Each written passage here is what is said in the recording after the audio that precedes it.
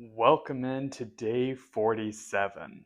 So we've got a workout today, check-ins tomorrow, and of course our 2 grow days in a row. So get in the gym, get that workout done, and give it all you've got since you do have those 2 days to recover, repair, and grow. Take advantage of that and smash this workout.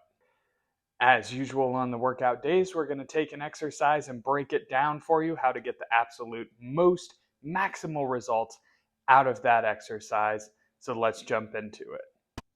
So today we're going to go over the incline dumbbell curl, and I love this exercise for the variety of angle it places on the biceps.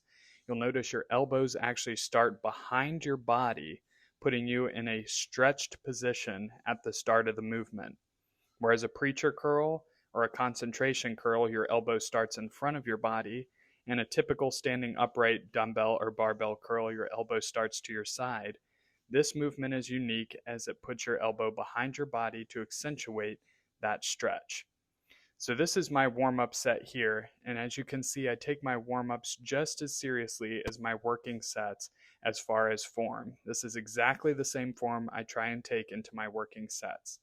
Go slow and controlled on the way down, a controlled explosive squeeze to the way up, and a brief pause and hold for a deep contraction at the top of every repetition.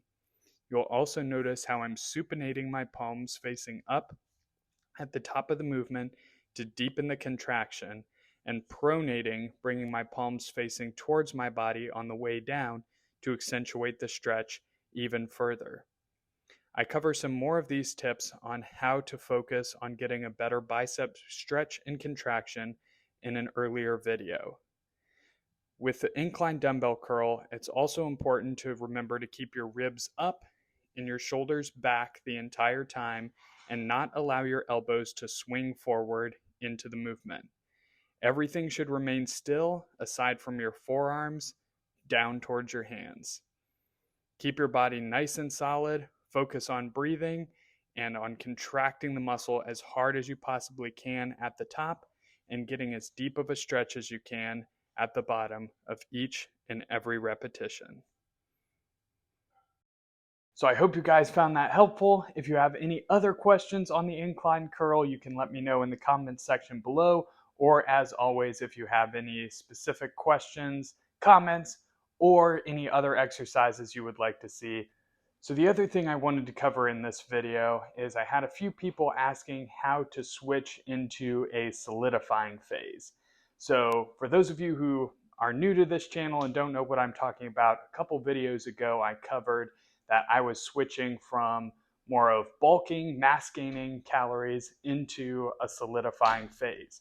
So we were 6 weeks into this 12-week daily muscle building blueprint, and I'd been putting on weight, muscle gain, glycogen, water, all good weight at a very rapid pace.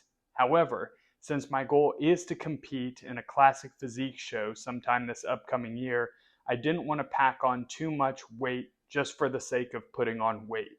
I want it all to be clean, lean muscle mass without too much water retention.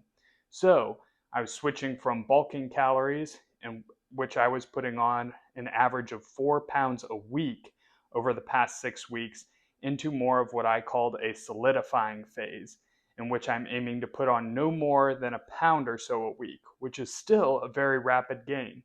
So I don't want to slow down the gains I'm making. I still want to be able to progressively overload every single workout and continue to get bigger and stronger, but I need to slow this weight gain down a little bit to ensure that I don't start putting on too much fat, and to make sure I don't have to drop calories or weight too drastically when I start prepping for my next competition.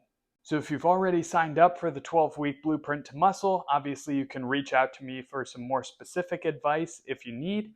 But if not, here are a couple simple points to look for if you're switching into a solidifying phase.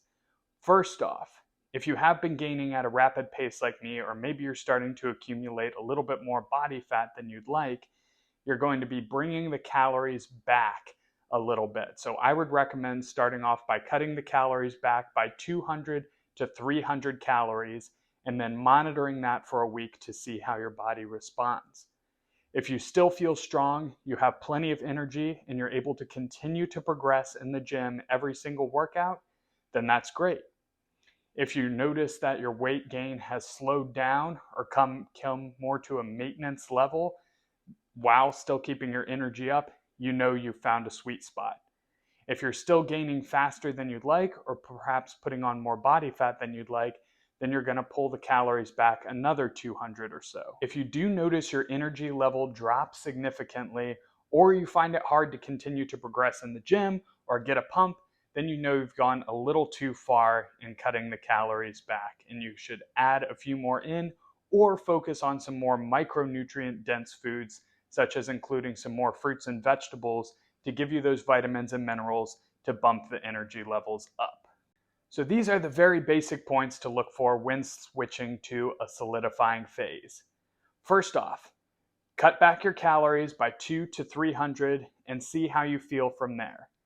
Are your energy levels still good, and are you able to continue to progress in the gym while slowing the weight gain down or bringing it to maintenance? Then great, you did it right. If your energy levels are dropping, or you find your performance and pump is suffering in the gym, you may have gone a little bit too far, and you can add some back in. This is especially if your weight starts to drop, as remember, this is a 12-week blueprint to muscle. We are looking to put on muscle, so we don't want to be in a deficit. Just right now, we don't want to be in too far of a surplus unless your goal is bulking and putting on as much mass as possible. So I hope that answers that question. Remember, if your goal is to continue to bulk and put on mass, then keep those calories up. If you're gaining weight and that's your goal, keep doing what you're doing. If you are switching to a solidifying phase like I am, then follow those steps I just outlined. And obviously, like I said earlier, if you are signed up for the 12-week blueprint to muscle, you can feel free to reach out to me, kind of give me a layout of your nutrition plan, and I can help you make some of those adjustments and be a little bit more specific to you and your goals. So that's going to wrap up today's video. Crush that workout, and I will see you tomorrow for a progress update.